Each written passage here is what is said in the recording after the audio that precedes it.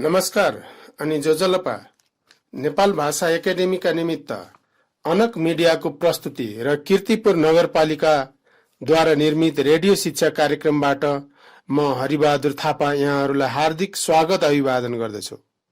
यस नगरपालिकाको वडा नम्बर 6 स्थित आदिनाथ माध्यमिक विद्यालयको म गणित शिक्षक आज कक्षा 10 को अनिवार्य गणित विषय लिएर उपस्थित भएको छु। विद्यार्थी भाइ बहिनीहरू सबैजना त सुरक्षित छौ नि, हैन? अनि हामीले कीर्तिपुर नगरपालिका शिक्षा शाखाद्वारा हाम्रै नगरपालिकामा अवस्थित यस रेडियो स्टेशनबाट विशेष गरी हाम्रो नगरपालिका अन्तर्गतका विद्यालयमा अध्ययनरत विद्यार्थीहरूका निम्ति भनेर प्रसारण गरिएका शैक्षणिक कार्यक्रमहरू कतिको सुन्ने गरेका छौं। नियमित सुन्नका निमित्त म अनुरोध गर्दछु, किनकि अहिलेको अवस्थामा प्रत्यक्ष सिकाइ सम्भव नभए पनि यस किसिमको वैकल्पिक सिकाइबाट पनि पर्याप्त लाभ लिन सकिन्छ।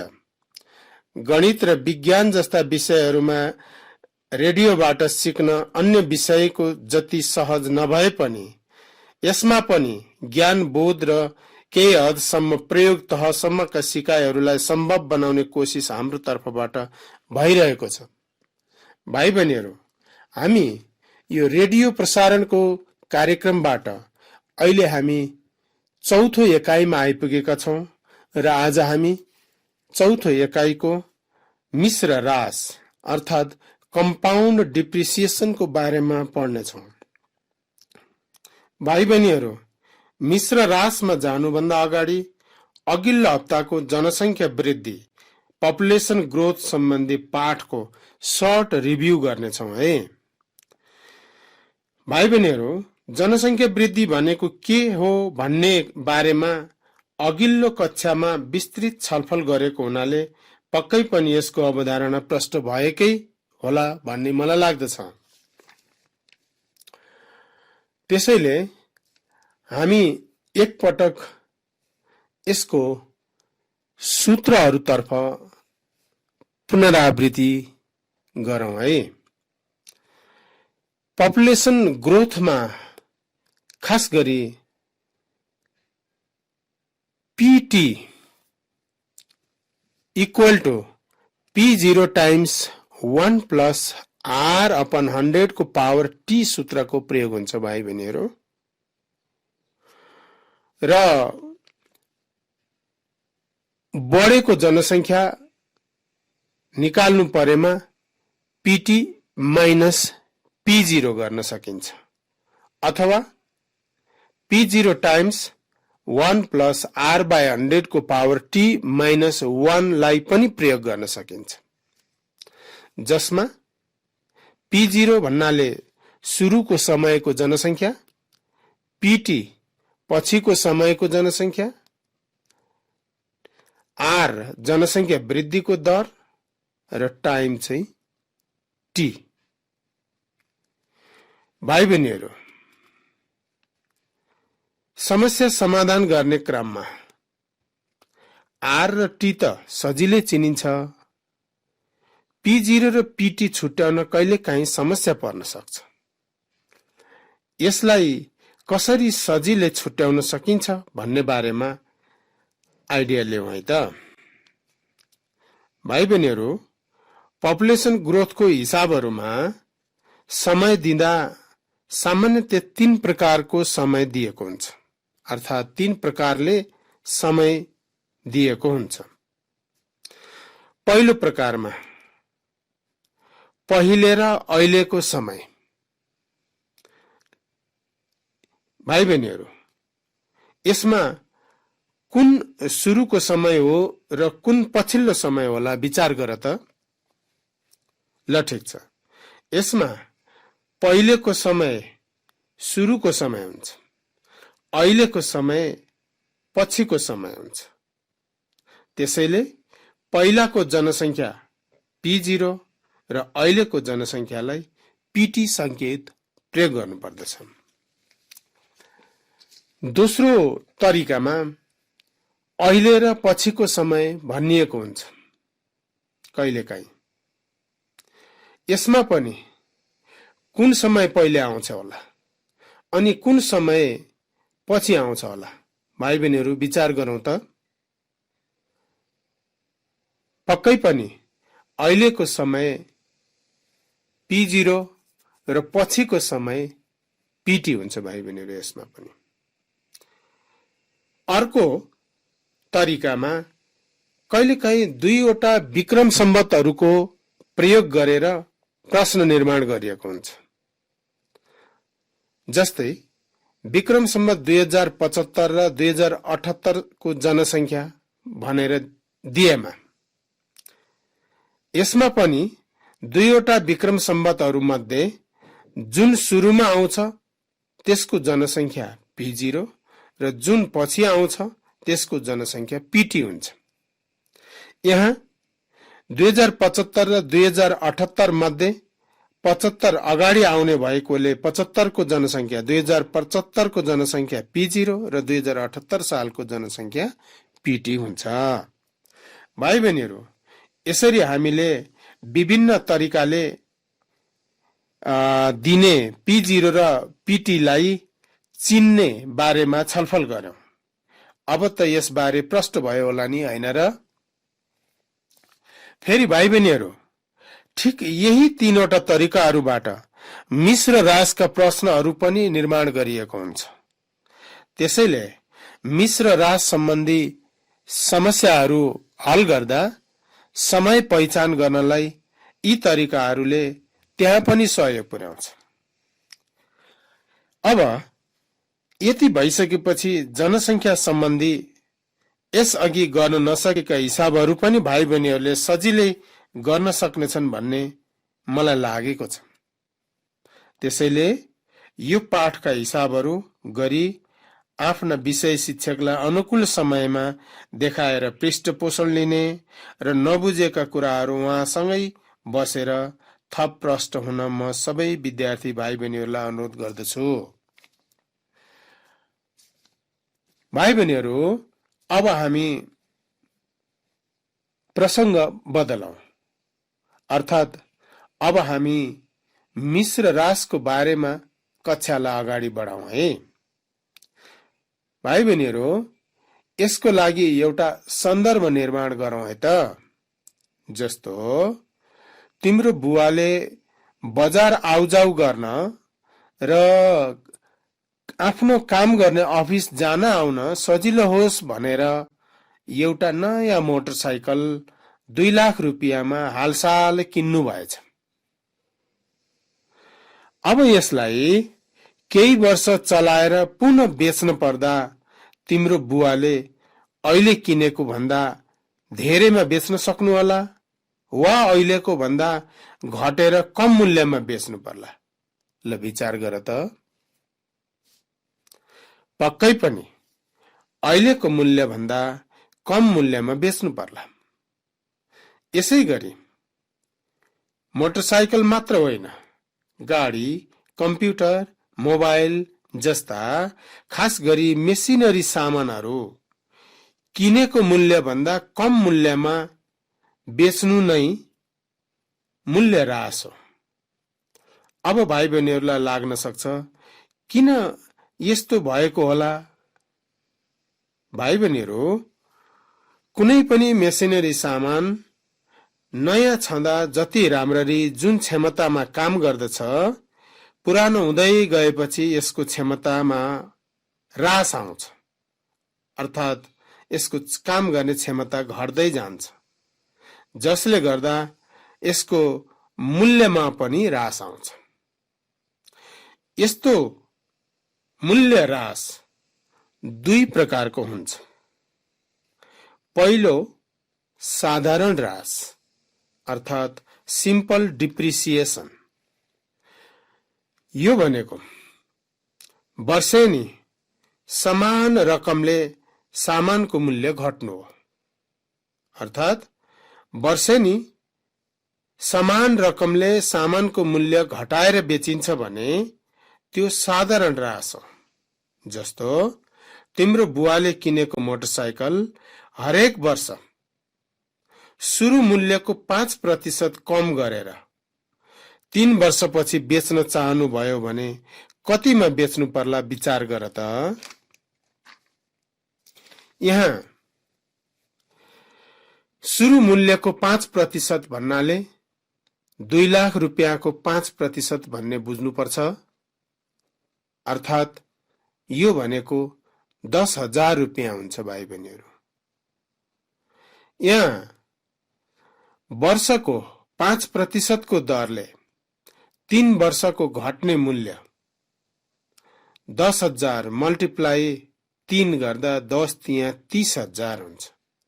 यसकारण तिम्रो बुवाले 3 वर्षपछि त्यो मोटरसाइकल बेच्दा 30,000 घटाएर बेच्नु पर्दछ। अर्थात् 3 वर्षपछिको मोटरसाइकलको मूल्य 2 लाखमा 30,000 घटाउँदा 1,70,000 हुन्छ भाइ बहिनीहरू। हरेक वर्ष एउटै मूल्य अर्थात् सुरु मूल्यको 5% को दरले मूल्य घटाएकोले यो साधारण ह्रास अर्थात् सिम्पल डिप्रिसिएसन भयो। तर यो हाम्रो कोर्समा पढ्नु चाहिँ पर्दैन है भाइ बहिनीहरू। अब हामी जाउँ दोस्रो प्रकारको ह्रासमा। त्यो भनेको मिश्र ह्रास हो, कम्पाउन्ड डिप्रिसिएसन। वर्षेनी घटेर कायम भएको मूल्यमा ह्रासकट्टा गरिन्छ भने यसलाई मिश्र ह्रास भनिन्छ। जस्तै तिम्रो बुवाले किनेको नयाँ मोटरसाइकल वर्षेनी घट्दो मूल्यमा 5% ह्रासकट्टा गरेर बेच्दा 3 वर्षपछि कतिमा बेच्नु पर्ला? यहाँ अहिलेको मूल्य अर्थात् नयाँ किन्दाको मूल्य रु 2 लाख छ। अब 1 वर्षपछिको ह्रासकट्टा निकालौं। यो भनेको 2 लाख रुपियाँको 5% हुन्छ, जुन अघि जस्तै 10,000 रुपियाँ हुन्छ भाइ बहिनीहरू। त्यसैले 1 वर्षपछि घटेर कायम भएको मोटरसाइकलको मूल्य 2 लाखबाट 10,000 घटाइदेऊ। 2 लाख माइनस 10,000 इक्वल टु 1,90,000।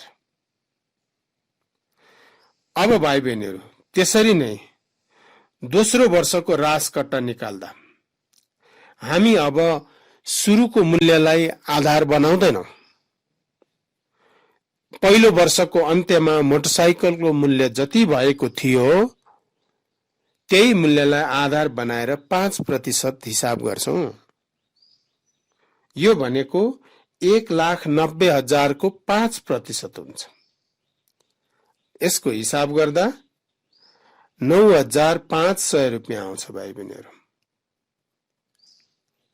यसरी दोस्रो वर्षको अन्त्यमा कायम भएको मूल्य 1,90,000 माइनस 9,500 हुन्छ, जुन हिसाब गर्दा 1,80,500 हुन आउँछ। त्यसै गरी तेस्रो वर्षको ह्रासकट्टा निकालौं। तेस्रो वर्षको ह्रासकट्टा निकाल्दा दोस्रो वर्षमा कायम भएको मूल्यलाई आधार मानेर त्यसको 5% ह्रासकट्टा गरिन्छ।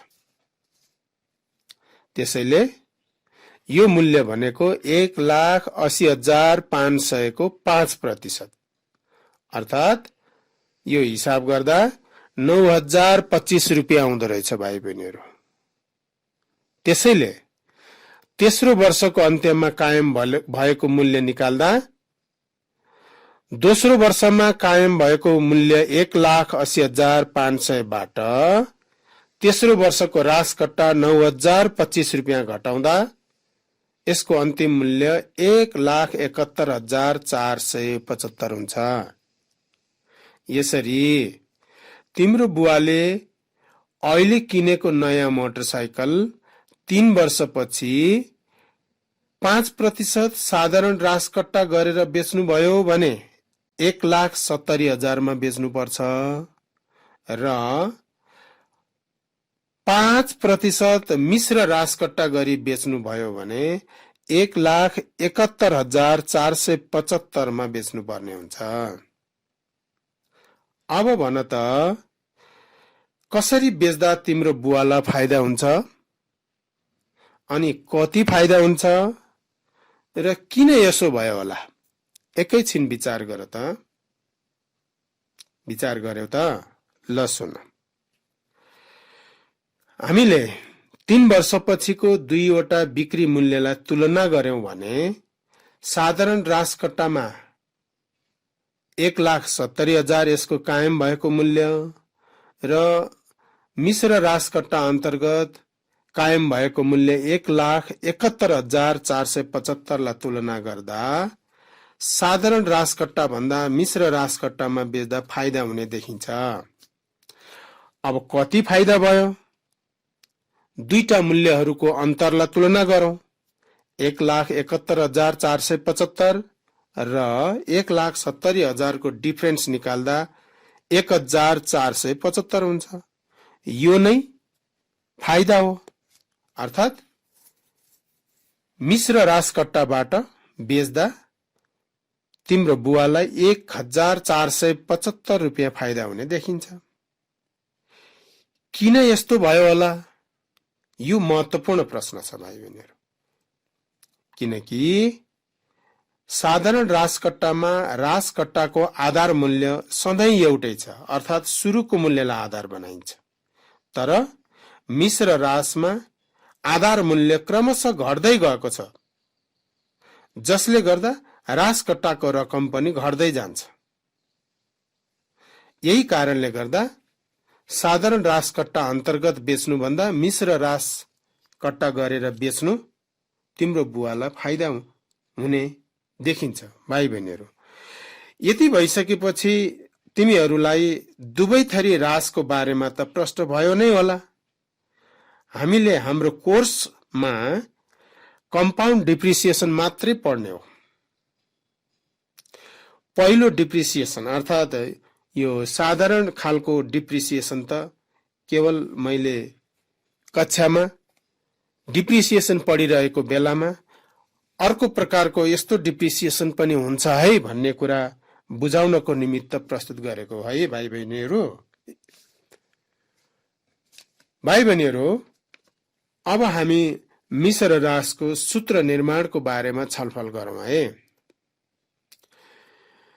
भाइ बहिनीहरू, मिश्र रासको ढाँचा र चक्रीय मिश्रधन अथवा जनसंख्या वृद्धि पपुलेसन ग्रोथकै ढाँचासँग तुलना गर्न सकिन्छ। केवल फरक के छ भने कम्पाउन्ड अमाउन्ट चक्रीय मिश्रधन अथवा टी वर्षपछिको जनसंख्या पीटी बढ्दै जाने कुराहरू हुन् भने अहिले हामीले चर्चा गरे जस्तो मूल्य घट्दै जान्छ। त्यसैले सुरुको मूल्य V0 रुपियाँ, रासको दर R%, समय T वर्ष भए T वर्षपछिको मूल्य निकाल्नु पर्यो भने यसलाई VT संकेत प्रयोग गर्दा VT = V0 times 1 minus R/100 को पावर T लेख्न सकिन्छ। भाइ बहिनीहरू, फेरि म एकचोटि रिपिट गरिदिन्छु है। T वर्षपछिको मूल्यलाई हामी VT संकेत प्रयोग गरौं। VT संकेत प्रयोग गर्दा यसको सूत्र VT = V0 small bracket open गरेर 1 माइनस R% अर्थात R/100 अनि स्मल ब्राकेट क्लोज गरेर पावर T दिउँ। त्यसैले VT = V0 times 1 minus R/100 को पावर T सूत्र निर्माण हुन्छ। यहाँ अघि हामीले चर्चा गरेको कम्पाउन्ड अमाउन्ट र पीटी बढ्ने मान भएको हुनाले सूत्रमा प्लसको प्रयोग हुन्छ भने VT घट्ने मान भएको हुनाले सूत्रमा माइनसको प्रयोग हुन्छ। भाइ बहिनीहरू, यस्तै कहिलेकाहीँ हामीले जम्मा राजकट्टा निकाल्नु पर्ने हुन्छ। यस्तो अवस्थामा जम्मा राजकट्टा रकम बराबर भिटी माइनस V0 सूत्र प्रयोग गरेर निकाल्न सकिन्छ। अर्थात् भिटी निकाल्ने र त्यसबाट सुरुको मूल्य V0 घटाउँदा जम्मा राजकट्टा रकम कति भयो भन्ने कुरा आउँछ। अब सूत्रको चर्चा गरिसकेपछि एउटा समस्यामा जाउँ है त। जस्तै एउटा कारको हालको मूल्य 8 लाख रुपियाँ छ। यदि यसको मूल्य हरेक वर्ष 10% घट्दै जान्छ भने 3 वर्षपछिको मूल्य पत्ता लगाऊ। भाइ बहिनीहरू, यस्तो प्रश्न सोधियो।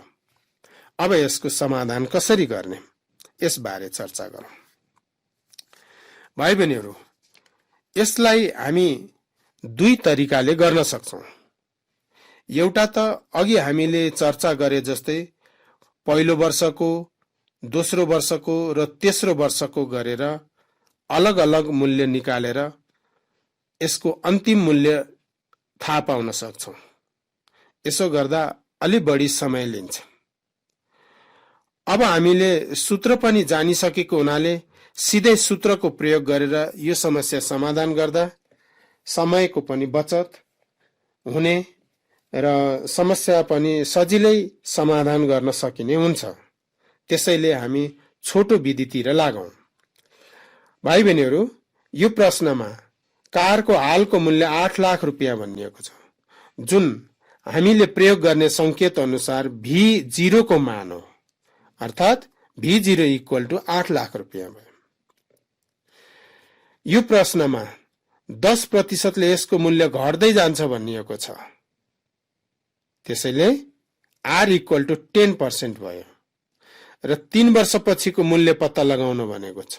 3 वर्षपछिको, त्यसैले टाइम 3 वर्ष भयो र 3 वर्षपछिको मूल्य VT, अर्थात् यसलाई T को ठाउँमा 3 राखेर V3 लेख्न पनि सकिन्छ। VT और V3 = what? सूत्र VT को प्रयोग गरौँ। VT = V0 × 1 - R/100 को पावर T सूत्र लेखौं। भाइ बहिनीहरूले लेखिसके होला। र यसमा अघिका मानहरू राख्दै जाउँ है। अर्थात् मान प्रतिस्थापन गरौँ त। V0 को ठाउँमा 8 लाख लेखौं। सानो ब्राकेट ओपन गरेर 1 माइनस गरिकन R को ठाउँमा 10 राखौं। R को मुनि 100 लेखौं। ब्राकेट क्लोज गरेर पावर 3 दिउँ। अब 8 लाख जस्ताको त्यस्तै लेखेर 1 माइनस 10/100 को भ्यालु निकालौं। 0.1 हुन्छ। पावर 3 जस्ताको त्यस्तै भयो। अब फेरि पनि 8 लाख जस्ताको त्यस्तै राखेर ब्राकेट भित्र 1 बाट 0.1 घटाउँदा 0.9 हुन्छ र यसको पावर 3 राखौं। अब 0.9 को पावर 3 क्याल्कुलेटरबाट भ्यालु निकालिकन 8 लाखलाई मल्टिप्लाई गर्दा यसको अन्तिम मूल्य 5,83,200 रुपियाँ हुन्छ। भाइ बहिनीहरू र विद्यार्थी भाइ बहिनीहरू, मलाई स्टुडियोबाट समय सकिएको संकेत प्राप्त भएको हुनाले आजको पाठलाई यही अन्त्य गर्न अनुमति माग्दछु। आजको कार्यक्रममा प्राविधिक सहयोग गर्नुहुने मित्रलाई धन्यवाद दिँदै आगामी हप्ता यही समयमा पुनः भेट्ने बाचाका साथ आजलाई अनुमति दिनुहोस्। छिनछिनमा साबुन पानीले हात राम्ररी धोएर घरमै सुरक्षित बस्नुहोस्। नमस्कार, शुभ दिन।